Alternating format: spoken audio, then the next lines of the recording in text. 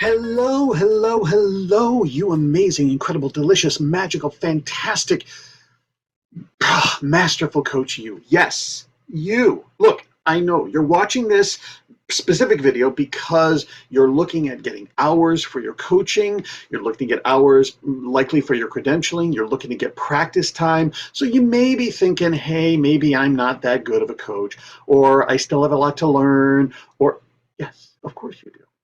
And I'm here to make everything easier and smoother for you because that is my job. I am Ben Dooley. I am Do. You see there. I am an MCC coach. I specialize in growing coaches at all levels. Look, if you're a coach, I got stuff to help you with. And this video is going to pack a lot of information in here. So I'm going to tell you right now, you can pause this anytime you want. You can go back and re-listen. There is a lot here I'm going to try to pack in. There is so much more that I offer when I'm doing mentoring with coaches, also in the classes that I teach, and in the groups that I all of that stuff. So I'm here to help you. And I'm going to pack in, as I said, as much as I can. But the reason why this video is here is because, like yourself, I have come across so many coaches who are reaching out and asking for peer coaching and reciprocal coaching and barter coaching, swap coaching, whatever you want to call it. I don't care. It's basically reaching out because coaches need hours and they need practice. And there's a lot of confusions, there's a lot of myths, there's a lot of traps, there's a lot of problems that can occur if you're not looking out for them and not approaching it powerfully. And I'm telling you, at the time of this recording, I have been coaching for 21 years. For 18 of those years, I have been mentoring and growing and guiding coaches. So I have seen and done it all. And I'm here to give it all to you. All right. So first off, before we launch into applications and practices and problems and all that stuff, I want to point out something that is highly critical to your success as a coach and your success in your coaching hours and times, whether you're coaching with coaches or other people. We're going to get to that later. But I want to talk to you about the critical factor that is causing problems in your coaching, whether or not you know it. And this is also, you're going to see why I'm bringing this up. Okay. From day one, the day you were born, your job on this earth, and I really want you to get this, your job is just survive. It's just get through your day, make it through one more day. And we have learned throughout our entire lives tactics and strategies and skills on how to do that. It's called fixing problems. It's called being preemptive. It's called anticipating and making sure everything's okay, and being nice and being liked and being assertive and being aggressive and being passive and being sweet and being friendly and being joyous and being silly and being all these things, these behaviors, these attitudes, these approaches, these tactics and techniques and strategies that you have developed, all for the sake of surviving, just getting through your life one more day. And I can tell you right now, you are excellent at it. You have cracked the code. And I tell you that because you're alive. You're watching this right now, which means that you have succeeded every single day of your entire life surviving. And this also solidifies and proves on a deeper psyche that whatever you're doing works. Keep doing it. Okay?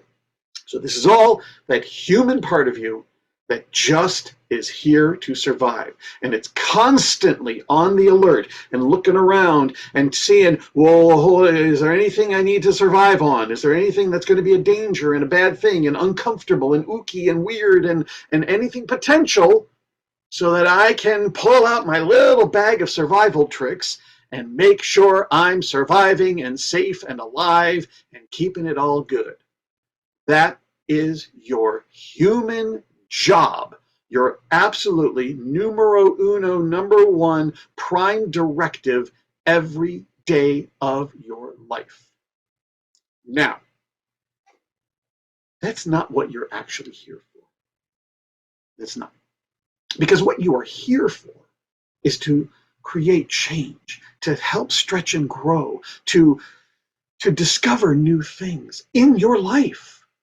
And that's also true because you have continually stretched and grown and found new problems and new levels and new directions. You've learned more, you've discovered more, you've created more, you've reached out and built communities, you've accessed and leveraged your strengths and your skills and your qualities, you've followed your passions, your dreams, your values.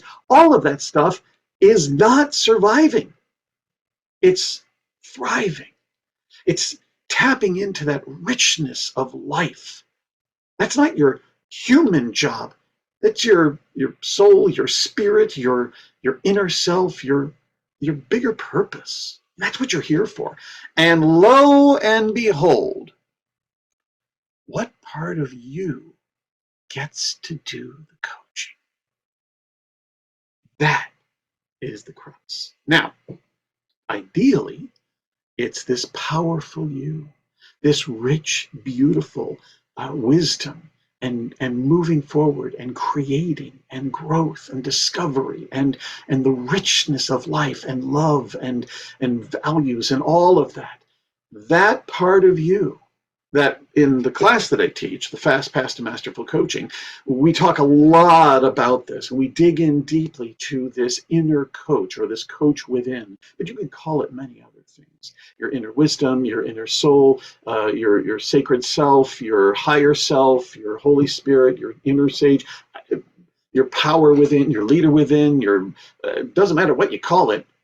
We just know that there's a big difference between the human you that is surviving and the powerful you that is thriving, that is growing. The human you is about just staying alive. The powerful you is all about being alive.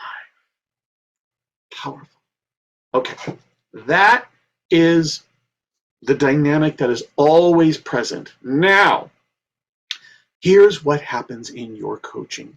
Across the board, everybody, every single coach, not just you, this includes me, and this includes all the brilliant trainers that you interacted with and that taught you, and all your coaches and all your mentors and everybody out there who has made any claim to being the best, most brilliant, most amazing coach. I promise you, this is what they are going through, just like you and just like everybody else. Here's what happens in our coaching. The coach, that beautiful, powerful, amazing, brilliant, masterful, wonderful, magical coach that you are, is doing beautiful coaching. You're engaging with your client. You're connecting with them. You're exploring. You're discovering. You're offering all those beautiful tools that you have at your access and disposal. And then suddenly a problem occurs. Your client talks about a problem they need to get fixed. Something uncomfortable. A problem shows up. And the human who's really good at problem fixing and solving, maybe not necessarily, that's like their big thing, that's what they do. They go, oh my goodness, a problem. I do problems all the time. And they come in and they kick out your coach and they start coaching. Your human starts doing the survival tactics in your coaching. Now, you probably have figured this out. But your human sucks as a coach. Your human is a horrible, horrible coach. The coach in you, that powerful, wise self, is an amazing coach. But that coach in you just got kicked out by the human. Is that making sense? So, your inner coach, your powerful self, your amazing, beautiful you, recognize, oh my goodness, this is what happened. I got kicked out. comes back in and starts doing more coaching again. And you're coaching beautifully, and you're connecting, and you're engaging, and you're revealing, and you're empowering your clients in so many beautiful ways. And then you suddenly realize you've got an intuitive hit, and you're going to actually need to share something that's going to probably make the client uncomfortable and really challenge them. And then your human says, wait a minute, we don't want to make people upset. We have to make sure everything's okay. And they kick out the coach and they start trying to coach again. Yeah, that's what happens. And then your coach comes back in and says, human, go away. I got it. I'm doing the coaching thing. And your coach is coaching again. Beautiful, powerful coaching. And you're continuing on. And then you come across and you start to maybe want to intrude on your client, and you want to jump in and cut your client's story. And the human goes, no, we can't interrupt and intrude. That's rude. We have to make sure the person over there really likes us. And all of those habits and those concerns and those fears and those ways of being as a human trying to survive keeps kicking out the coach. That's just it. That's all that happens. And then the coach recognizes it and comes back in. Now, I said every single coach struggles with this and deals with this. But this is what happens the more you get experienced, the more you get practiced, the more you get into this world. Now, where you are as a coach, if you're a newer coach, you're going to be dealing with this dance a lot more often because your human has been around a long time, running the show, and not used to this coach coming in and jumping in and getting in the way of, all this stuff of being safe and surviving. So this is a common struggle that newer coaches deal with. If you're an intermediate coach, a PCC level coach, something like that, you've learned to manage this. You've learned to recognize it. Sometimes the human comes in and hooks and catches you, but for the most part, you're able to kind of catch it and get back in. And the coach gets to be present more. By the time you get to MCC level, really, truly, and whether or not you're getting your MCC, but when you've been doing this for like 5, 7, 10 years longer, you've learned, hopefully, how to really navigate this dance even better so that the coach gets to stay present, fully locked into the client. And the human keeps wanting to jump in. I promise you. My human wants to jump in all the time, but I now notice it way before it even gets to come in. And I go, nope, not your time. I'm here. Nope, not your time. I'm here. Nope, not your time. Go read a book. Go watch a cartoon. Go get some ice cream. Go walk around the block. Go play with the dog. Doesn't matter. I'm here. The coach is here, fully present. Unwavering. That is the ideal that we're striving to get to.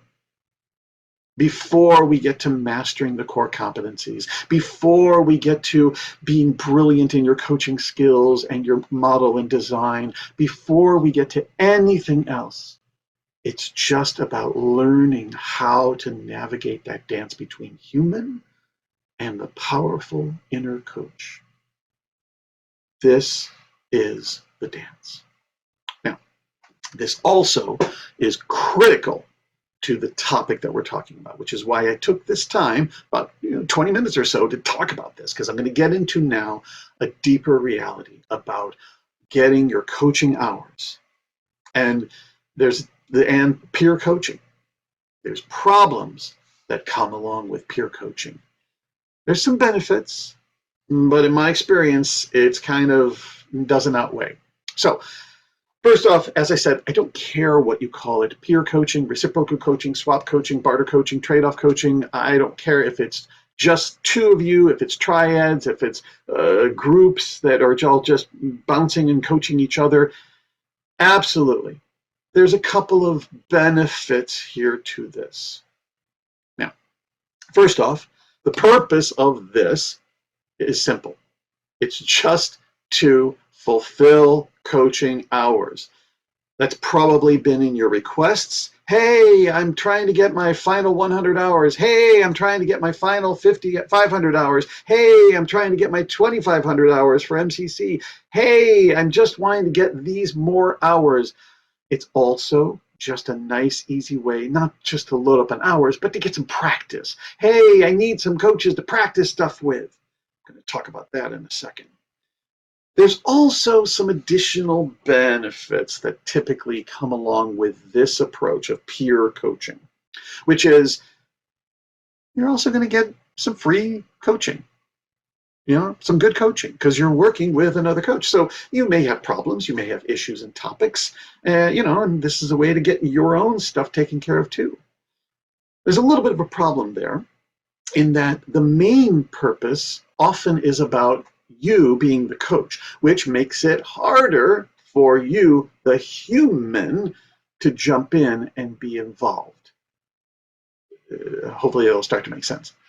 And then also there's the additional benefit of, you know what, I might learn something from other coaches because other coaches have different styles, they have different trainings, they have different levels of experience. And so, if you're a newer coach and you end up swapping with a more experienced coach, you might learn something. They may not. So, we'll get into that in just a second. There's some other benefits that come here. Let's be honest. It's pretty easy. It's actually really easy. It's easy to pick up other coaches who want to help and do barter coaching and swap coaching and peer coaching because it's easy for them. They're looking for coaching too. Hey, I'm looking for a coach to swap with. You're looking for a coach to swap with. Let's swap coaching together. And it's pretty easy. Most of the time when I see on message boards and other social medias, when a coach puts out and says, hey, I'm looking for some peer coaching, who would like to help, who would like to partner with me? Response is pretty easy. That's great. Part of that is coaches understand coaching. Coaches get coaching. And we sometimes often, we know what coaching is all about. So we're going to be like, yeah, coaching, sure. I could use a little good coaching. I could get some benefits. So it is easy pickings. There's a problem with that too. I'm going to get there. In fact, I'm going to get there right now. So these easy pickings of getting coaches to peer coach makes it easier for you. And in fact, makes it too easy. And there's a problem. So first off, as I mentioned before, you're working with other coaches. It's not so common. Now, it does happen. I'm going to go to the exception. But often you're going to end up attracting coaches that are the same level that you are. And it's often newer coaches who are not quite skilled in building and growing their business. And it's often coaches who are going for their ACC or trying to get their certification hours or their basic initial training. So often there are exceptions. And I've seen coaches out there. And by the way, I've done all of this too. I've reached out and said, hey, what other coaches would like to work with me? This was before I settled in to focus specifically and to specialize in growing coaches. That's very different. So to be really clear, when you're working with other coaches, you're going to likely find that they're going to be around the same level as you are. This is a problem in the sense of it's hard for you to learn and stretch and grow. It's one of the requirements when you have a mentor coach. They require, or it is highly recommended if you're not ICF, that's okay, but it's highly recommended that you're working with a coach as a mentor or a supervisor or a guide of some sort that is of a higher level, who has been doing this longer, so that you can learn from them and become better. That's the whole purpose of having a mentor or a supervisor or a coach of your own, is so that you can benefit and grow your coaching. And the same really should be true when you're coaching other people. And when you're coaching other coaches, it's not a powerful, growing place. It just isn't. Sometimes it might be, but rarely. I mean, obviously, if you coach with me, I'm not going to guarantee that it's going to be absolutely brilliant, mind-blowing coaching. And so you may not learn everything just from coaching. Sometimes you will. Sometimes you'll pick up things. It's also even those cool questions and those tricks and those things that the other coach learned is just a cool question and trick and another thing. It doesn't mean that, first off, it doesn't mean that they did it right, or that it was actually appropriately applied, or that it was even a good thing. Just because it feels cool, and it looks cool, and it sounds cool, doesn't mean it is. And doesn't mean that it will work for you later on. Trust me, I've been through that before. And if you don't know, first off, and coaching is not about those tricks and cool little things anyways, I can promise you. Any magical, cool, instant, brilliant thing that you ever come across or get taught, I will tell you how many times it does not work. It's amazing. So coaching is not about cool tricks and cool, perfect questions. It's about being fully present with the client and using those tools and skills effectively. Here's the other thing. If you are not clear about what specific areas you need to work on, then you're likely not going to grow anyways.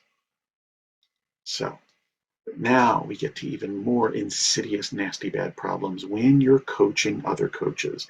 And I can tell you firsthand, because this is my job, I coach other coaches. Now, I mentor and train and grow other coaches, which is a different animal. But when I'm coaching coaches, this becomes a problem very commonly, unless you know how to handle it. So remember that thing I said about the human coming in and taking over? Well, that's also true with your client or your partner coach or whatever you want to call it. See, well, here's what happens. The saboteur, the safe place, we don't want to challenge things. We don't want to stretch and grow. We don't want to do new things. We just want to keep things safe. Keeping things safe means doing minimal growth and change, because change is scary. Change is uncomfortable. Change is where things get dangerous and messy. Not true, not real, but that's what the human feels. And so, looking at it from the client's point of view, when they're in a space, this is unconscious, this is unintentional, but it's so much easier and safer for the individual and for the human to not worry about growth and discovery and new, and to just look good, make things easy and wonderful, and the coach in them actually jumps in and starts taking over. You know, like, for example, so it sounds like you've got some values that are being values. Oh my goodness, you're right. Oh, my values are this and this and that. And you know what? You're absolutely right. I'm going to honor my values now. And they did all the work. Now, the problem is, ideally, yes, of course, we want the client to do all the work, but we want to do the client's work. We want them to do the client's work. What they're doing is the coach's work. They're doing your job. That's your role. And they're doing the coaching for you. And when they're doing the coaching, guess who gets to show up in you? The human. Oh, this is easy. This is comfortable. This is safe. Oh, let's keep this going on. This is not an intentional thing, and you may not even be aware of, but this is absolutely what happens. Their coach comes in and takes over because they get to look good, they get to shine, but they get to do so in a very safe environment because now they're controlling the level of discomfort. They're controlling the challenge. They're controlling how and where and how deep the coaching gets to go. And the saboteur is actually running the show. The small self, the survivor, the human is actually running the show and gets to dictate to their inner coach, okay, we're only going to go this far. I've seen it happen thousands of times. I've done it. I'm a slippery client. If you coach me, you better be ready, because my saboteur and my safe self and my tactics and strategies are just as smart and clever as I am. Right? And so coaching other coaches doesn't allow you to show up as the coach that you are actually here to be. There's even more levels to this, because typically coaches, when we're coaching other coaches, they're bringing up common, similar topics. How to build my business, how to handle this, how to handle that. That has often a lot to do with coaching, especially, again, as I said, if you're working with newer coaches. Now, there's nothing wrong with that, because those are real things, real situations that newer coaches and just coaches across the board are dealing with. But when they bring up those topics, those very same topics that you are likely dealing with, what part of you jumps in? Oh my goodness, that's my problem too. And now it's harder to manage yourself. It's harder to really have that coach come in, because the human is now really entrenched in this conversation. Absolutely. There's some exceptions to that. And by the way, if you're getting recordings and you need coaching recordings for ICF or for any other type of evaluation of your coaching, then most likely they're highly recommending you not work with other coaches. They may not be clear exactly why, but what I just told you is exactly why. Because ultimately then those recordings are not revealing you and your marvelous, magnificent coaching. It may feel easy and wonderful, because it is. It's easy. It just flowed and it was magical. And we started here, and then my client, who was a coach, got all this and tremendous discovery and insight and learning. And I can tell you right now, the evaluators are not paying attention to how magnificent and excited and happy and wonderful the client is. They're not. It's wonderful, it's nice, and it feels good, but it is not indicative and a revealer of you and your beautiful, brilliant coaching. They're paying attention to you, and more specifically, they are absolutely evaluating that coach that is showing up rather than your human. That is critical. And so when you're peer coaching, reciprocoaching, coaching other coaches, it's dangerously walking on the line of who is going to really show up in the coaching. Now, as I said, there are exceptions. I have coached other coaches. I have sent in recordings of other coaches, and they have been approved. But the difference is when that client, who just happens to be a coach, is able to manage themselves and truly bring in a topic that has nothing to do with coaching and has all to do with their individual human experience that is not connected to you. And that coach or that client who just happens to be a coach is showing up fully as a client, which then allows you to show up fully as a coach. So there's caveats, there's little exceptions to this. As a simplicity, you know what? Yeah, you can reach out for peer coaching, but don't rely upon it. I'm going to share with you in a moment other places to go. I'm going to also talk about because this is reciprocal coaching. And I've been talking all about how you are not going to benefit necessarily as the coach in this swapping partnership. You might, but not necessarily nearly as much as you will in other arenas. But also, the whole part of reciprocal coaching is that you're swapping positions and you are also the client. And if that's the case, you owe it to your coach, the coach who is talking with you and trying to help you, to A, bring in a topic that is not anything to do with coaching. Even though it's things that you're struggling with and that you're dealing with, yes, you can bring them in. They're all real life issues. But I'm telling you, what will help your coach that's working with you is to not bring in a topic that they are likely struggling with. And you don't know what exactly are they struggling with, building a business, getting clients, how to this, how to that in coaching. Maybe, maybe not. The safe bet, find something else. You've got lots of other issues and topics that are going on in your life. Pick one of those. And that allows the coach in them to show up more powerfully. Secondly, please let them be the coach. Even though you know all about coaching and you've gotten all this amazing, wonderful training, and the coach in you is fantastic and wonderful, and the coach in you will want to jump in when the human part of you says it's okay. Allow the coach to sit on the sidelines and just watch and observe, and let the human part of you be there. Allow yourself to have those objections that are honestly there.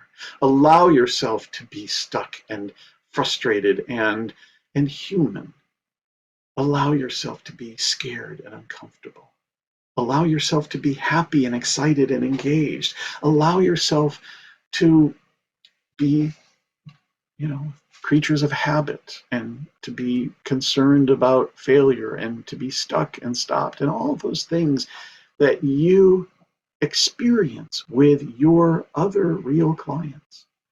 Allow yourself the gift of being fully human, because here's what happens.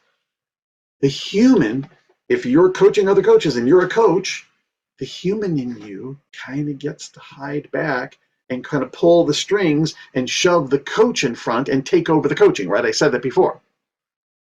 And now real work and real discovery doesn't get to easily happen.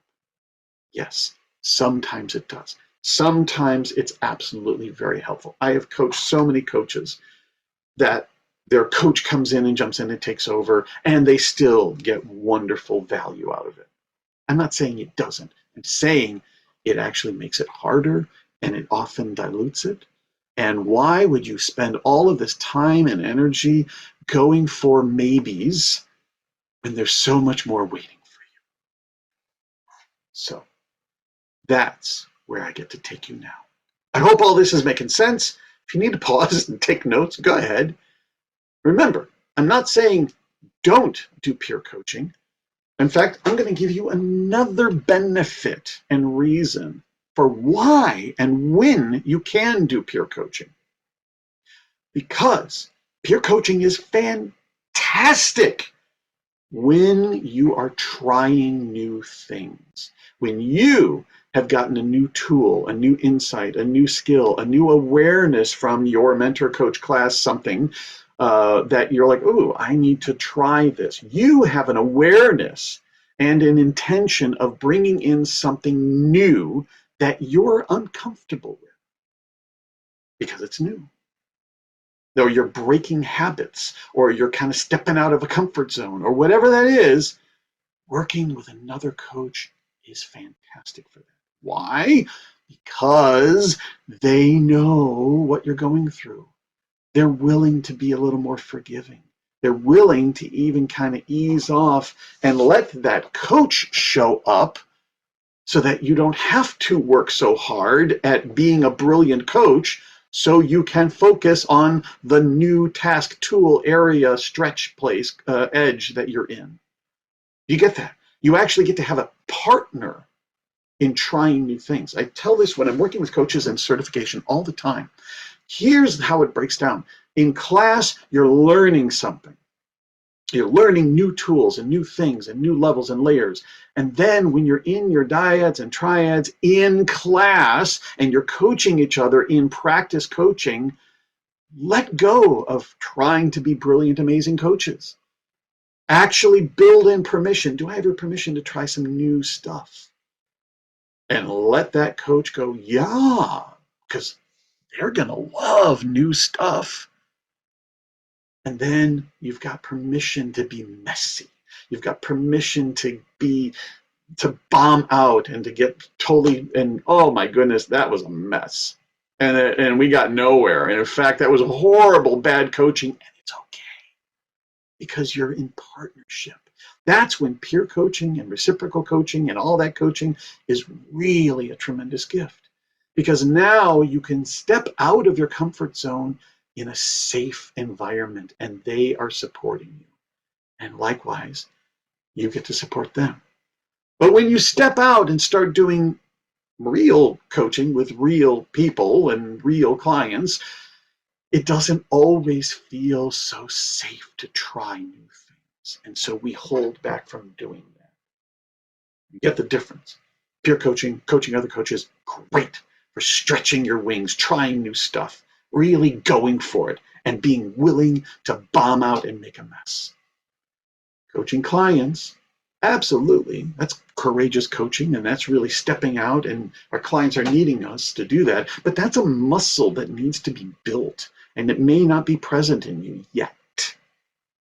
And so you want an environment that's where you've got permission. Okay?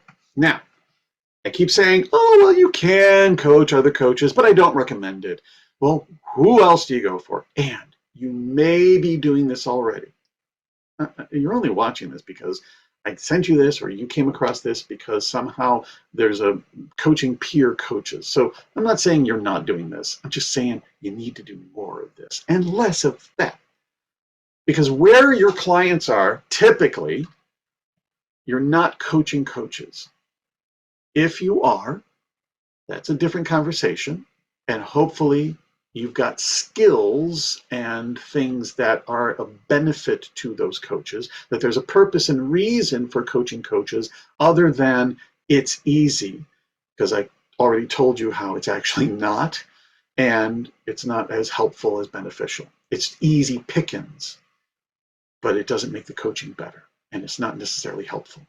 If you are a coach that coaches coaches, and you provide value and growth and discovery in the arena of coaching, great. But otherwise, my assumption is that you're actually here to coach normal people, regular people, everyday people. I mean, let's be honest, you got to be a little weak and to be a coach. You got to be nuts to be a coach. All joking aside, this is really about, and this is where the power of coaching truly is. Coaching isn't effective if all we're doing is just coaching each other, coaching each other, coaching each other. It becomes this sort of inside secret. Nobody else can get coaching, only coaches. You have to have the secret password. No. Coaching is for the world. And the more you get yourself out there, the more you are actually attributing a powerful purpose to your coaching. The more you are stepping in and standing for the reason why you chose to be a coach in the first place. You didn't choose to be a coach to make it easy and nice and wonderful in the small little circle. I'm going to guess you chose to be a coach because you're here to help people. You're here to make a difference. You're here to challenge the status quo. You're here to stretch and take people beyond their comfort zones. You're here to help others, individuals and businesses and families and organizations and groups stretch and grow and solidify and identify what they want in their lives and what's in the way and how to achieve their success and their fulfillment and so much more.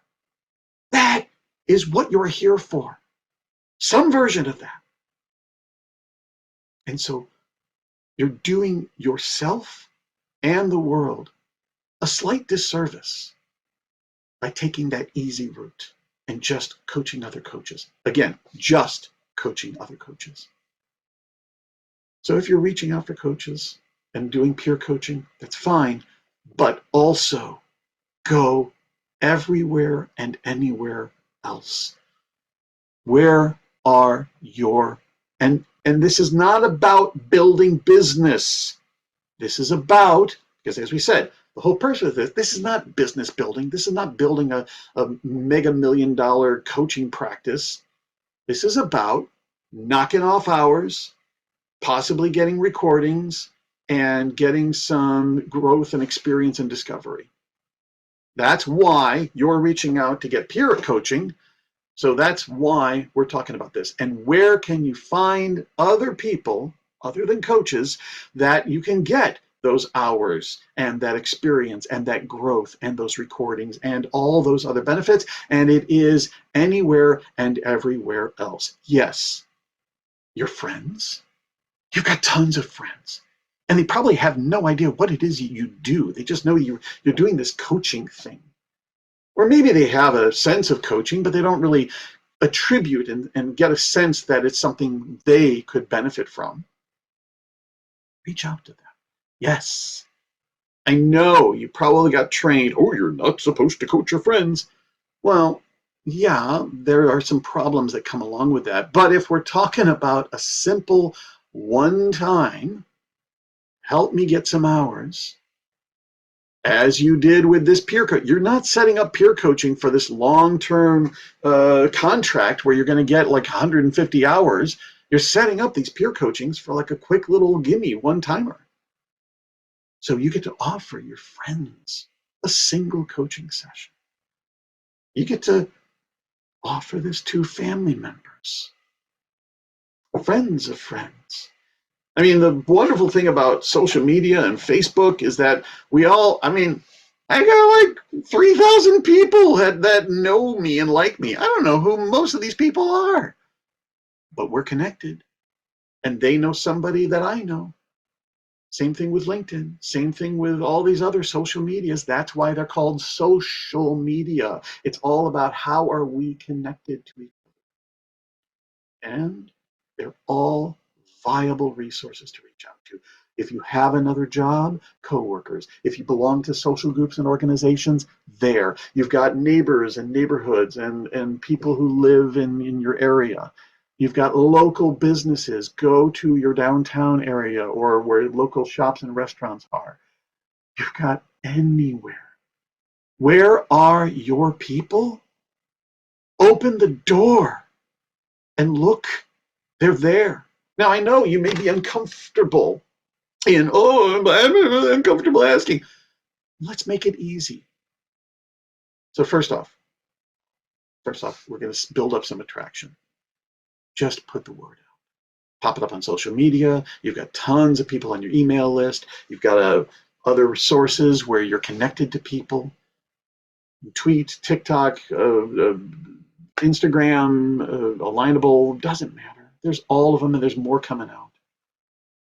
But here's where I want to point you to. Let them know what you're doing. Be upfront about it. There's a benefit to this. Talk about, briefly, I mean, I'm talking just like this is only a couple of quick sentences. Talk about what you're doing. I'm a coach. I'm a life coach. I'm a this coach. I'm a that coach. I'm a trained coach. I'm in training. What are you up to? What are you going for? I am working on achieving my certification. I am completing my basic core training. I am moving quickly towards acquiring my credentialing through the ICF, my ACC, or my PCC, which is that second level of professional certified coach, or even MCC. Let them know what you're doing. You might pop in a little bit for if you don't know what coaching is. It's a powerful experience that helps people or businesses or organizations or whoever you're talking with, make it about them, identify what they want, what's in the way, and how to get it. This is about moving forward. It's about cleaning up and making powerful choices and moving faster through your goals. And any other way you want to quickly describe it that you learned in training, that you picked up elsewhere. There's no magic way. It's just a little, this is what coaching is. And here's the important part. I would love some help. I could use your help. I need your help. Would you please help me? Everybody loves to help. Everybody loves to help. And here's part of the reason why. Because when you're asking for help, you just took the burden and the danger off of the human in them, right? You get that? Think about it. There's a difference between, okay, coaching is about making big changes and I'm going to change your life and I'm going to take you out of your comfort zone and I'm going to radically offer this and that. Whoa, says the human. I don't want that. I want to keep things safe. I don't want to shake it up. Also, you're offering for this purpose. This is not about building incredible long businesses. This is about getting practice coaching. That's what we started this about. That's what it's about. And so you're offering and asking and requesting a one-time complimentary coaching session. Again, we want to make it easy. We want to back away from anything that can be perceived by their human as a threat or danger. I'm going to work with you. I'm looking for somebody that's going to contract me for 6 months, working again and again, drilling in and changing, and you're going to have to pay me your hard-earned money. Whoa, says their human. No thanks. So when we just barrel out and we start asking for all the big stuff, it completely activates their survival human. And what we want to do is we want to keep talking to their powerful, beautiful selves. So you could help me. The powerful self loves to help. You know, this is just a one-time complimentary session, no charge. I just could use, and I could use the practice. Oh, well, it's just one time? And you'll get something out of this, and I'll get something out of it too. But this is great. I could do this. You will get so much easier response. The other thing is to not sell yourself short.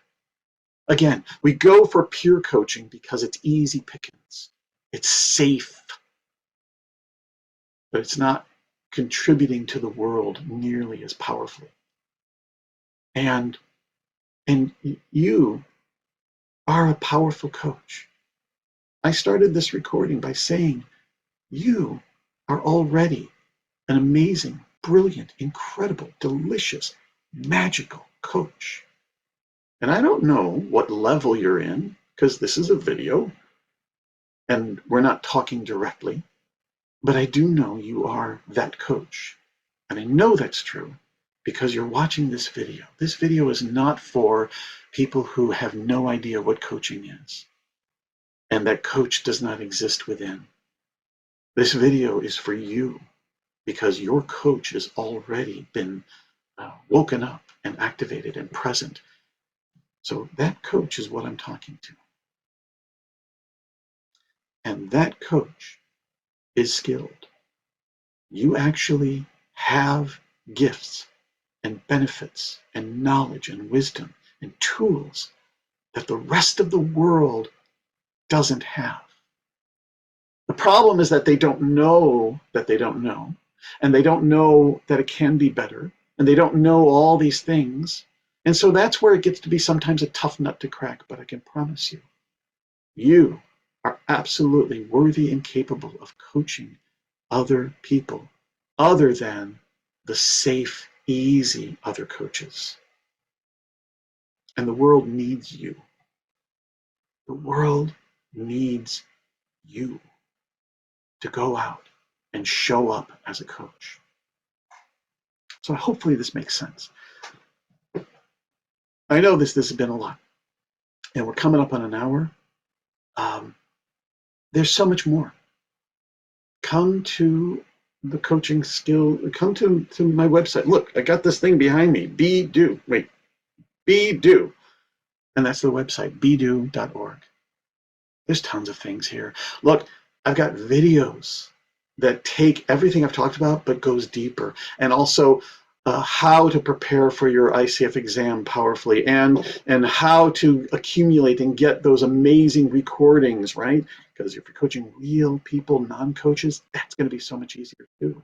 Plus, all the other tools and tricks and tips to make your coaching even more powerful and more locked in and loaded.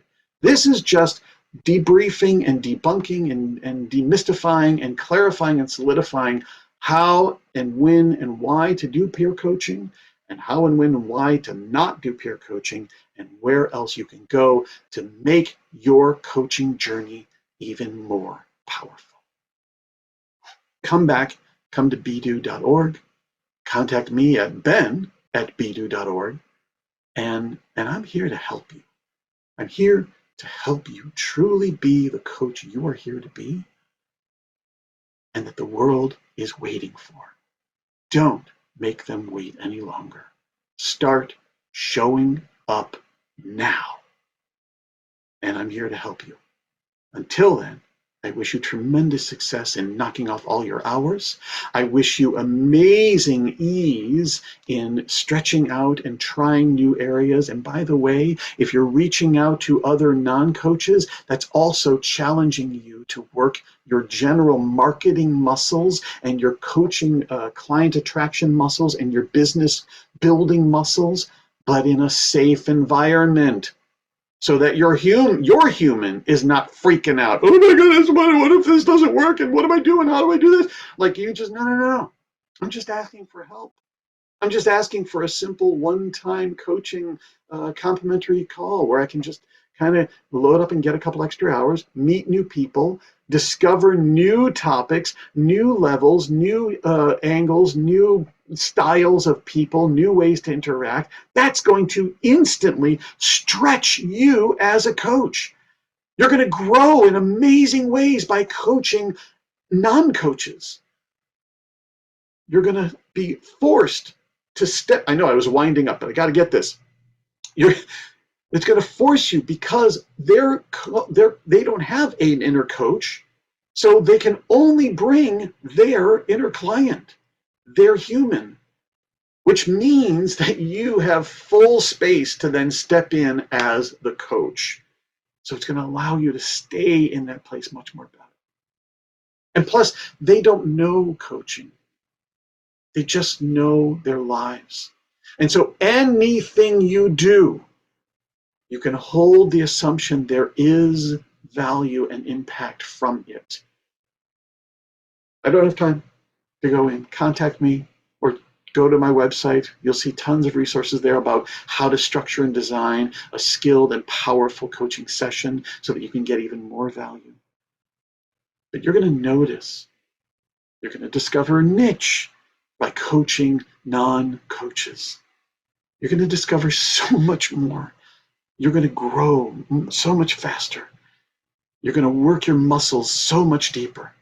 You're going to naturally, automatically become an even more solid, confident coach just by turning and pivoting your attention to non-coaches and everyone else out there that is truly looking for you.